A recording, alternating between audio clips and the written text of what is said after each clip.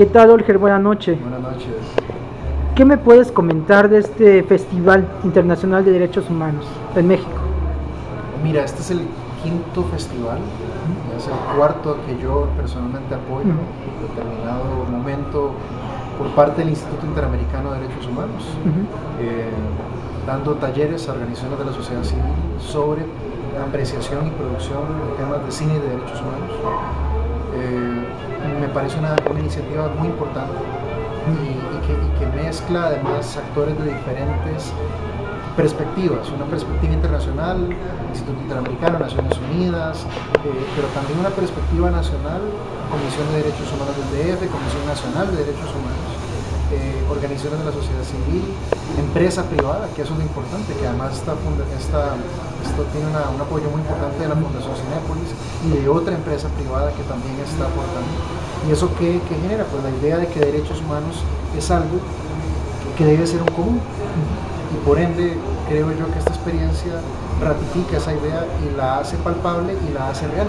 Sí, los derechos humanos es algo que no depende de un gobierno, que no depende tampoco de un sector privado, sino que es algo en lo que debe ser un mínimo, un piso ético en lo que todos deberíamos poder estar de acuerdo y una base común de denominador de acción social. En tu experiencia en el Instituto Interamericano de Derechos Humanos, ¿cómo ves a México en materia de derechos humanos, sociales y económicos? Mira, México ha tenido un papel a nivel internacional muy importante. Cuando en los organismos multilaterales, México siempre ha tenido un rol de liderazgo a nivel de América Latina, de participación y de proposición de soluciones.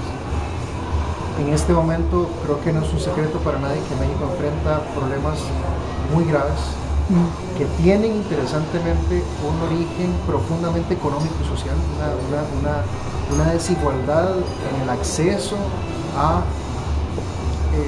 derechos económicos y sociales que ha redundado en reproducción de condiciones sociales que desfavorecen a muchos sectores de la población y que eso a su vez reproduce condiciones para la violencia que hoy, por ejemplo, enfrenta México. Entonces, partí un poco por el final diciendo precisamente eso, diciendo que la violencia que hoy enfrenta México y que nos duele a muchos, los que queremos a México como un país también propio, pero también para los que estamos desde afuera y que se ve en este momento México y que se ha comparado con situaciones de violencia de otros países de América Latina que han enfrentado problemas de violencia ligados al tema del narcotráfico. Creo yo que la raigambre, una de las raigambres fundamentales de esto es precisamente esa exclusión social que se genera por una serie de condiciones históricas que llevaron a que muchos sectores de la población no tengan acceso a derechos económicos y sociales. Es decir, es un ciclo que además se reproduce y que tiende a reproducirse y que hoy estamos viendo consecuencias graves. Podemos hablar de un modelo político y económico adoptado por Estados Unidos. Tiene que ver esto, porque esto se puede ver en varios países de Hispanoamérica. Podemos hablar de un mal modelo llevado a cabo en estos países. Dices en Estados Unidos. Bueno, en México y en los países hispanoamericanos, un modelo que viene del norte. ¿Podemos hablar de un modelo equivocado? Sí, te entiendo. Varios sectores académicos le han endilgado responsabilidad a políticas que vienen impuestas en su momento por el FMI o por el Banco Mundial, que establecían estructuras de desarrollo económico que imponían modelos que no necesariamente funcionaron. ¿Y por qué no funcionaron? Porque hay muchas razones. Pero más allá de buscar culpables,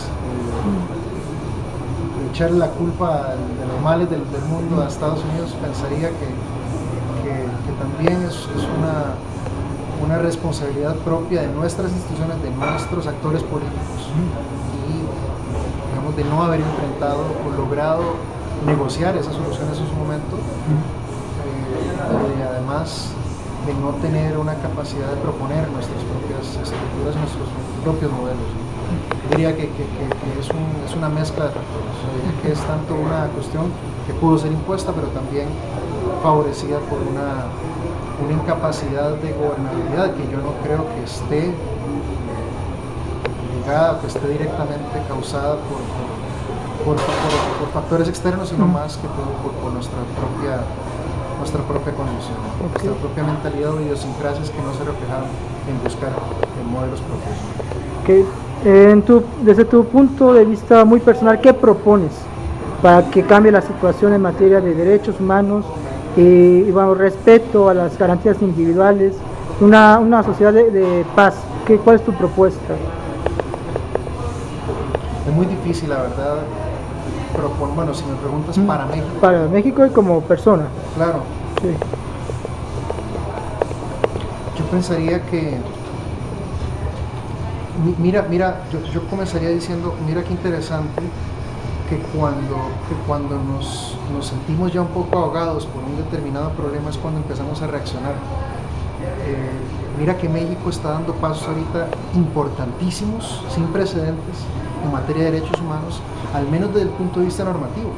No solo hubo una reforma constitucional, sino que la propia Suprema Corte de Justicia de la Nación ha adoptado un modelo de entender o de propiciar que el tema de derechos humanos tiene que ser una cuestión transversal de la justicia.